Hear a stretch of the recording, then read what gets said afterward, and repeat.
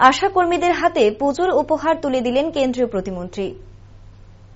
রবিবার আম্বেদকর বিদ্যাভবনে মজদুর monitoring cell অনুমোদিত ত্রিপুরা আশা ফেসিলিটেটর্স অ্যাসোসিয়েশনের উদ্যোগে আসন্ন শারদীয় দুর্গোৎসবকে সামনে রেখে মাতৃশক্তি দিদি বোনদের সামান্য উপহার এবং সাংগঠনিক আলোচনা সভার আয়োজন করে।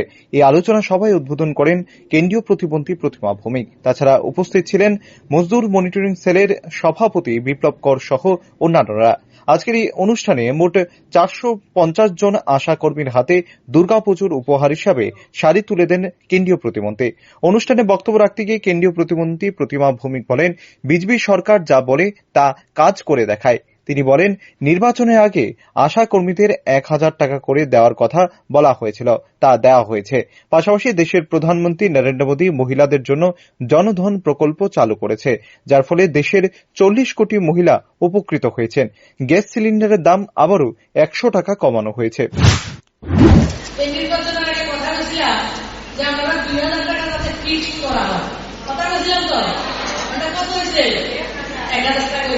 শুরু হয়েছে তো শুরু করেছে তো কঠিন, এবার এটা কন্টিনিউ যতদিন অব্দি ফাঁসা যাবে না ততদিন অব্দি আমি লড়াই করি।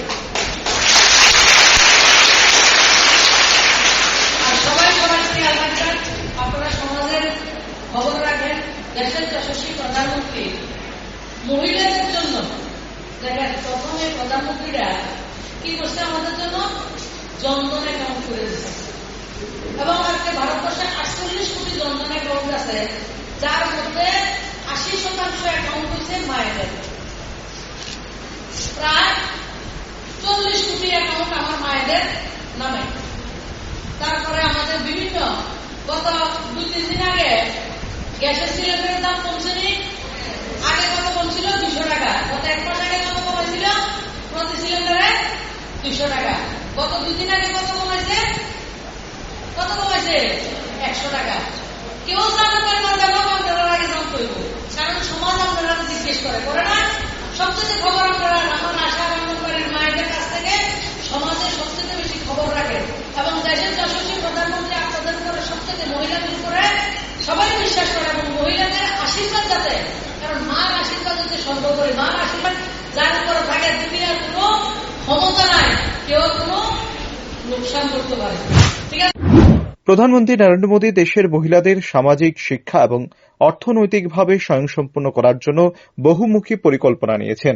এর মধ্যে রয়েছে উজ্জ্বলা যোজনা, বাড়ি বাড়ি শৌচালয়, জনজীবন মিশন, মাতৃবন্ধন যোজনা, সেলফ হেল্প গ্রুপের মতো আরও অনেক প্রকল্প। লোকসভায় এবং বিধানসভায় মহিলাদের 33% আসন সংরক্ষণের প্রশ্নে এক যুগান্তকারী সিদ্ধান্ত নিয়েছেন প্রধানমন্ত্রী নরেন্দ্র মোদী। এদিনের অনুষ্ঠানে মহিলাদের উপস্থিতি ছিল লক্ষণীয়। Bureau report, rising Tripura.